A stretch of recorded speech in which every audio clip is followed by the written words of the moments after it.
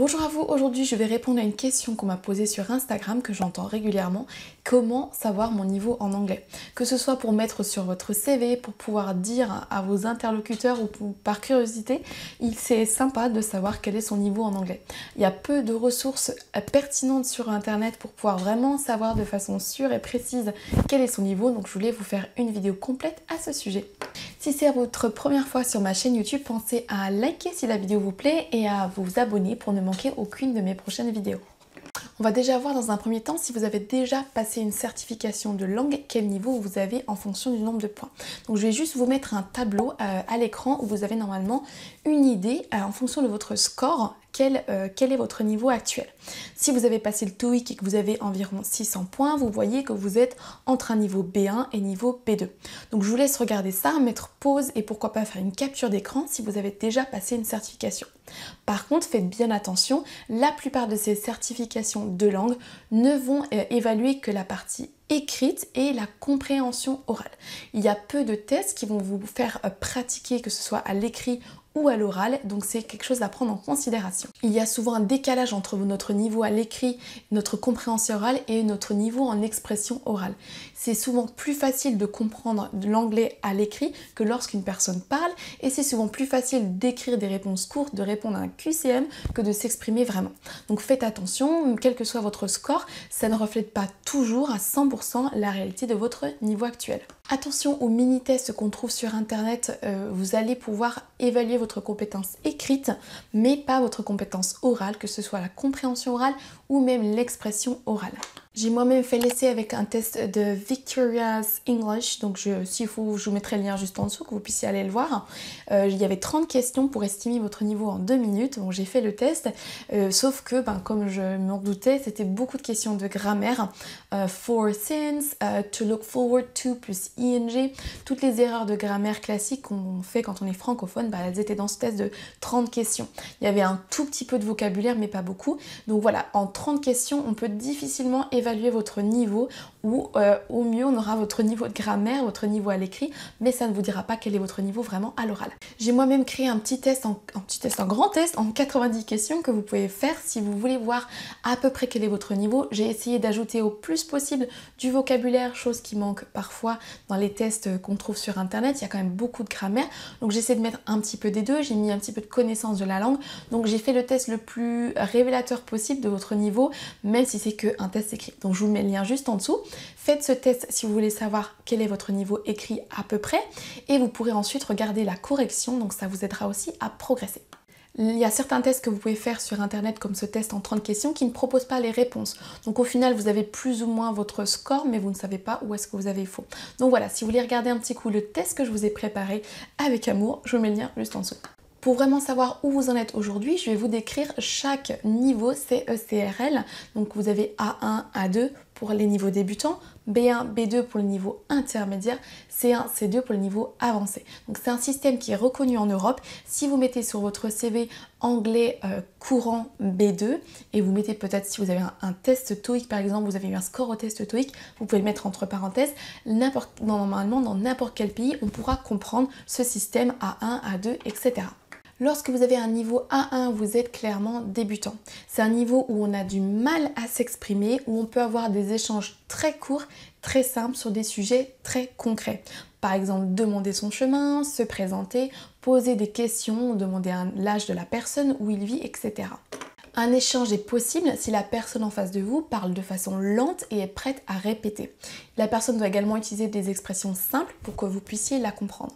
À ce stade, au niveau A1, les voyages sont difficiles dans le sens où ce sera relativement anxiogène de vous exprimer en anglais. Bien sûr, vous pouvez voyager en parlant seulement le français, il n'y a pas de souci, mais à ce niveau-là, A1, vous avez du mal à vous exprimer et les échanges restent relativement compliqués. À ce niveau-là, même des choses très simples comme se présenter ou parler de choses familières qu'on a l'habitude est relativement complexe et rien ne va de soi. C'est un niveau où vous avez vraiment du mal à construire vos phrases et vous ne savez pas vraiment comment vous exprimer à l'oral. Et ensuite le niveau A2 qui est un niveau faux débutant où vous pouvez exprimer des idées concrètes de façon très simple mais l'échange reste lent et compliqué. Vous pouvez parler de tâches habituelles en reproduisant des phrases que vous avez apprises et en les modifiant légèrement. Mais c'est difficile à ce niveau-là de créer vos propres phrases et d'être réellement à l'aise en anglais à l'oral. Un voyage est tout à fait possible, mais les échanges restent relativement complexes. Vous pouvez vous exprimer dans des environnements connus, sur des sujets que vous connaissez, comme commander au restaurant, vous débrouiller à l'hôtel ou commander un billet d'avion par exemple. À ce niveau-là, vous pouvez enchaîner plusieurs phrases simples et vous exprimer avec simplicité. Mais il est difficile de faire des phrases plus complexes. Ensuite, le niveau B1 qu'on appelle utilisateur indépendant. C'est un niveau pré-intermédiaire. Vous êtes relativement à l'aise à l'oral, mais vous ne parlez pas couramment pour autant. À ce stade, vous pouvez voyager sans avoir trop peur d'échanger, donc c'est plus facile d'avoir un échange. Vous pouvez également parler de choses qui sont plus abstraites, qui sont moins concrètes. Mais à ce stade, vous cherchez toujours vos mots et vous faites toujours des erreurs de syntaxe, des erreurs de grammaire et même de prononciation. À ce niveau-là, vous pouvez parler de votre opinion, de vos souhaits, de votre but, d'un rêve futur. Vous pouvez donc exprimer des choses plus complexes que juste demander votre chemin ou commander au restaurant. À ce niveau-là, vous pouvez vous faire comprendre sans trop de problèmes, même si vous continuez à faire des fautes de grammaire, de vocabulaire ou même de prononciation. Vous pouvez comprendre un anglais standard, clair et précis. Tout ce qui est accent trop prononcé, vous avez encore pour l'instant du mal à comprendre. Vous pouvez comprendre des sujets d'un domaine familier, mais également ce qui est en lien avec vos centres d'intérêt. Si vous avez une passion pour le sport ou la musique, vous serez à même de tenir une conversation dans ces domaines. Alors si vous vous êtes reconnu dans ce niveau-là, j'organise une conférence en live gratuite le 11 septembre, un vendredi dans une semaine à 20 h qui vous aidera grandement si vous avez l'impression d'avoir ce niveau mais que vous ne progressez plus. Je vais vous mettre le lien juste en dessous pour pouvoir vous inscrire à cette conférence que je vais donner pour vous aider à de nouveau progresser en anglais. Lorsque j'ai moi-même atteint ce niveau B1, j'ai senti que je stagnais pendant un long moment et je ne savais plus quoi faire pour progresser de nouveau et passer un palier et accéder enfin à ce niveau B2 un peu à l'aise, courant à l'oral, on dirait en anglais fluent. Toutes les stratégies que vous avez mis en place pour passer d'un niveau 0 à un niveau débutant, puis débutant à ce niveau intermédiaire B1 ne fonctionneront plus si vous voulez passer un nouveau palier, un nouveau cap et que vous voulez tendre vers un niveau B2, Upper Intermediate, intermédiaire plutôt haut. Il va falloir changer de stratégie, mettre en place des nouvelles méthodes, des nouvelles techniques d'apprentissage car les méthodes qui vous ont aidé à passer de 0 à intermédiaire ne vous aideront pas forcément pour passer d'un niveau intermédiaire à un niveau avancé.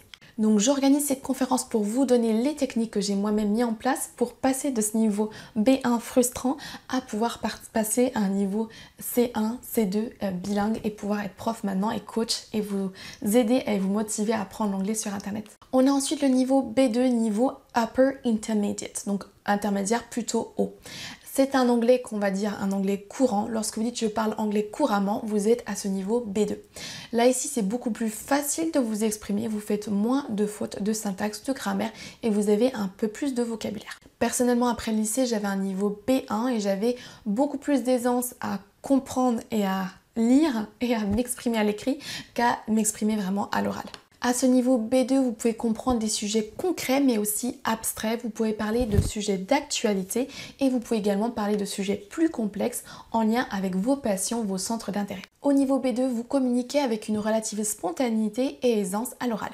Vous vous exprimez de façon claire et détaillée et une conversation avec un natif se fait sans tension de façon relativement agréable et fluide. Vous pouvez émettre votre avis sur l'actualité, parler des avantages et des inconvénients de différentes solutions. Malgré tout, la maîtrise de la grammaire, du vocabulaire et de la prononciation n'est pas complète pour autant. Si vous vous êtes reconnu dans ce niveau, je pense que ma masterclass pourra aussi grandement vous aider. N'hésitez donc pas à vous inscrire avec le lien juste en dessous. Quand vous avez un niveau C2, un niveau avancé, vous pouvez vous exprimer sans chercher vos mots de façon fluide et spontanée. Vous pouvez comprendre des textes relativement longs et complexes. À ce stade, vous êtes un utilisateur expérimenté de l'anglais. À ce stade, vous pouvez vous exprimer de façon souple et précise dans différents domaines, que ce soit familial ou avec vos amis dans le domaine professionnel également. À ce stade, voyager n'est plus un problème pour vous, vous pouvez vous en sortir dans tout type de situation.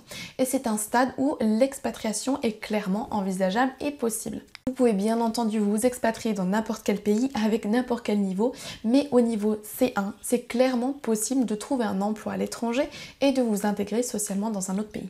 Au niveau C2, vous avez un grand niveau de maîtrise, vous êtes un quasiment bilingue, vous êtes proche d'un niveau natif. Vous pouvez comprendre quasiment tous les accents en anglais et vous pouvez parler de sujets complexes. À ce stade, vous pouvez comprendre quasiment tout et sans effort ce que vous lisez ou ce que vous entendez. À ce stade, vous pouvez vous exprimer de façon très naturelle, spontanée, vous parlez couramment anglais. Vous pouvez également nuancer votre propos et parler de choses très fines, détaillées. On va prendre les choses autrement. Si vous en êtes au stade où vous pensez en français, que vous devez traduire en anglais ensuite, que vous avez du mal à vous exprimer, vous ne savez pas comment construire vos phrases, vous avez du mal à trouver vos mots, vous comprenez peu ce qu'on vous dit, vous avez besoin de faire répéter la personne et vous ne pouvez pas comprendre un film sans sous-titres en anglais ou en français, vous êtes certainement au niveau A1 ou A2. Si vous ne pensez plus en français dans votre tête, que vous pensez en anglais, et vous parlez anglais directement, mais que vous cherchez parfois vos mots, que vous n'arrivez pas toujours à tout exprimer, que vous pouvez vous exprimer sur des sujets relativement concrets et que vous avez du mal à parler de choses un petit peu théoriques, parler de vos rêves, de choses futures. Si vous avez aussi du mal à comprendre votre interlocuteur, que vous devez parfois le faire répéter, vous êtes certainement au niveau B1.